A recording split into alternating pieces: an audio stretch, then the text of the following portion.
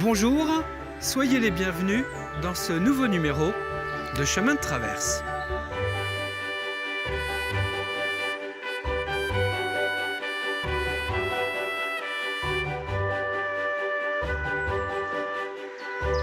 Cette semaine, je vous emmène aux Herbiers, à la découverte du parc du Château du Landreau. Situé à 2 minutes du centre-ville, ce site de 45 hectares clos de murs possède, vous allez le voir, des carrés en île exceptionnels.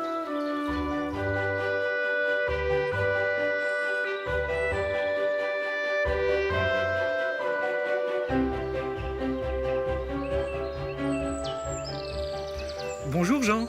Bonjour Grégoire. Merci de nous accueillir ici. Vous êtes un amoureux de l'histoire des Herbiers. Avant d'évoquer ensemble ces jardins historiques qui sont derrière nous, un petit mot quand même sur l'histoire de ce château. Il a été incendié à la Révolution et nous avons quelques vestiges là autour de nous. Voilà, les vestiges qui sont parvenus jusqu'à nous sont estimés 15e, 16e siècle. On a le plan sur le cadastre napoléonien de 1839 avec l'emprise au sol. C'est un quadrilatère flanqué aux 4 coins de tours et entouré d'eau de tous les côtés. Des douves, il ne reste plus que sur 2 côtés. Les tourelles, il y en a une derrière moi là, qui a été détruite. Il y en a une autre qui est à moitié en ruine et l'autre à côté complètement en ruine. Et la dernière, qui est sur ma gauche, là, a été restaurée par le comte de Bermond dans un style néo-gothique. L'intérieur n'a pas bougé, puisqu'on a des fenêtres à meneaux et des fenêtres à coups-sièges. Alors le comte de Bermond est l'un des propriétaires, il y en a eu d'autres. Alors on a eu, l'un des plus symptomatiques, c'était le Charles Rouault, qui était surnommé du Landreau, qui a été un personnage. Un personnage pendant les guerres de religion. Il a fait le coup de main d'abord avec les protestants, ensuite avec les catholiques, avant de se marier avec une Catherine du Puy-du-Fou, qui était immensément riche. Et c'est grâce aux libéralités de cette dame qu'il a pu obtenir le droit de forteresse par une enceinte de muraille avec des petites, flanquées de petites tourelles. Il en reste 2 là-bas dans le jardin.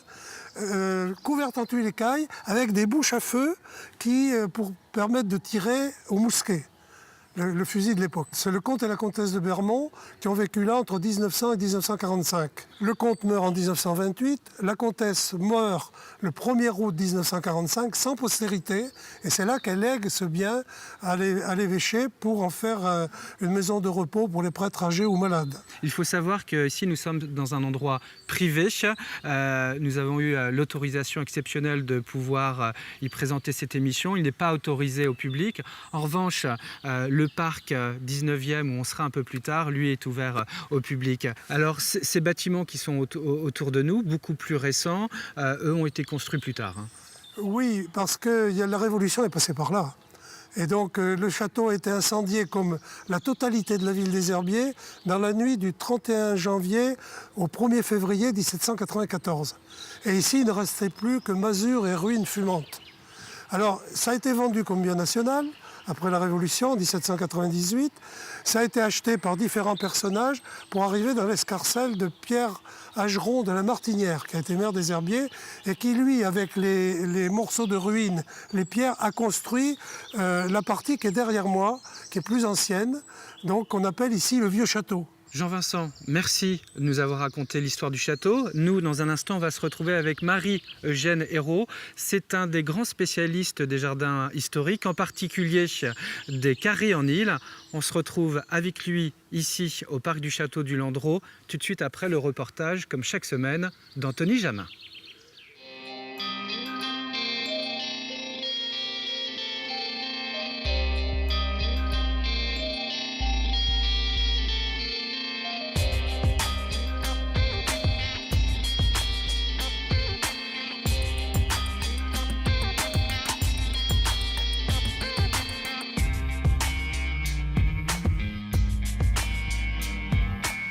À Bretignolles-sur-Mer, Bruno Mottet a trouvé une solution pour revaloriser le bois qui s'échoue sur le trait de côte.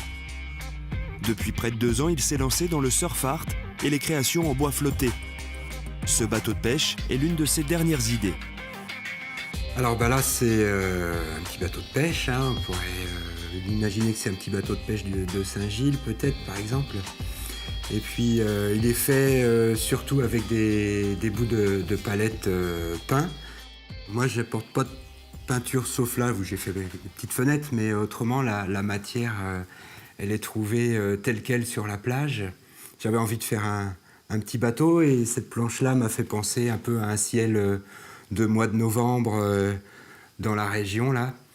J'aime bien l'histoire que ça peut raconter, quoi. Ce bout de bois-là, il a été peint quelque part, il a été découpé quelque part, et j'ai pas envie de le changer. Il a son histoire, il est arrivé sur la plage avec toute son histoire comme ça de bout de bois qui a dû servir à autre chose, et j'aime bien le laisser tel quel. Bruno offre donc une seconde vie à tous ces morceaux de bois trouvés sur la plage. Et en y ajoutant quelques éléments, il raconte lui aussi une nouvelle histoire, à l'image de ce poisson géant. C'est un gros bout de bois que j'ai trouvé il y a un petit moment, et puis je savais pas forcément quoi en faire. Et puis en le tournant, en le retournant, j'ai vu finalement qu'il y avait naturellement quasiment une forme de poisson, là, avec sa bouche qui était déjà là. Un gros poisson avec son petit poisson pilote qui est à côté, là. Voici la plage où Bruno vient régulièrement flâner. C'est aussi là qu'il fait ses plus belles trouvailles en matière de bois. Surfeur, Bruno est évidemment sensible à la propreté du trait de côte. Pour lui, être éco-citoyen, c'est au quotidien. Je me débrouille pour jamais faire une balade à la plage sans ramasser au moins un bout de plastique. Des fois, il n'y a pas de bois, ça me permet de ne pas rentrer les mains vides, mais le bout de plastique, il partira à la poubelle.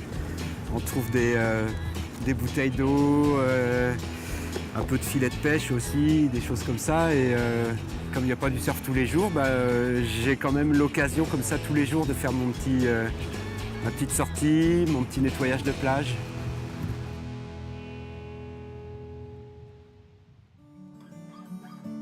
Nous voici de retour dans le parc du château du Landreau avec maintenant Marie-Eugène. Bonjour. Bonjour. Vous êtes, on l'a dit, un spécialiste des jardins historiques, en particulier des carrés en île. Et c'est ce que nous avons ici sur notre droite. Ces carrés en île, d'ailleurs, qu'est-ce que c'est un carré en île pour vous qui ne le savez peut-être pas automatiquement? Alors c'est un jardin, une structure de jardin créée à la Renaissance.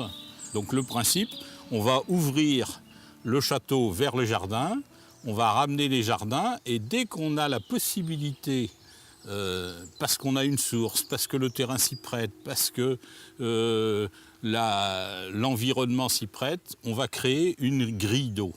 Donc la grille d'eau, c'est quelque chose qui va doubler les douves et ça va nous permettre de créer des carrés. Donc carrés en île, des îles entourées d'eau. Ces îles sont généralement avec des berges maçonnées. Alors là, nous entrons dans le premier carré. Il y en a deux ici. Voilà. Et ce sont ces grilles d'eau qui sont autour de nous, à droite à gauche. Voilà, cette grille d'eau qui se termine par un grand étang. Donc en règle générale, à cette époque-là, ce carré d'agrément, il est entouré d'une charmille, puisqu'il va permettre de marcher à l'ombre et de deviser.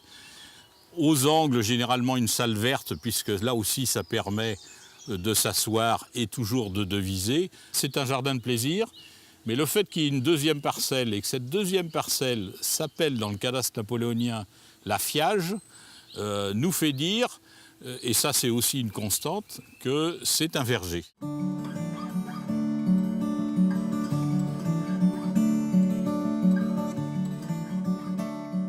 Donc là, on est sur la deuxième carré en île, qui donc dans les textes s'appelait la Fiage. La Fiage. Donc, tout ce qui est affié, c'est greffé. Donc en l'occurrence, on est certainement dans le verger. Ça permet aussi de se promener, de profiter des fleurs, des fruits. À cette nuance près, c'est que tous les arbres fruitiers avaient des basses tiges, donc permettaient aux femmes de cueillir les fruits sans monter à une échelle. Donc l'avantage ici, c'est que la muraille est au nord, donc c'est une terre qui est plein sud, c'est une très bonne terre. Et là, vous avez une terre légèrement surélevée, un jardin surélevé, qui lui porte le nom au cadastre de jardin de printemps. Donc c'est là où on faisait toutes les primes. Marie-Eugène, le jardinier, à l'époque, vit sur place. Oui, on a un exemple très intéressant puisque caractéristique du 16e, de la fin 16e, d'un habitat de jardinier, puisqu'on va avoir une pièce basse avec une fenêtre, une pièce haute avec une fenêtre, mais surtout ce qui nous indique que c'est un habitat, c'est qu'il a une cheminée. Malgré tout un tas de petites bouches à feu qui permettent de faire le coup de feu au cas où. C'est la période des guerres de religion, il peut y avoir des bandes de brigands, donc au cas où. Un côté défensif. Voilà. L'autre tourelle d'angle, elle, est purement défensive, elle n'est pas habitable, elle n'a pas de cheminée. Par contre, donc, elle va servir de remise pour le jardinier.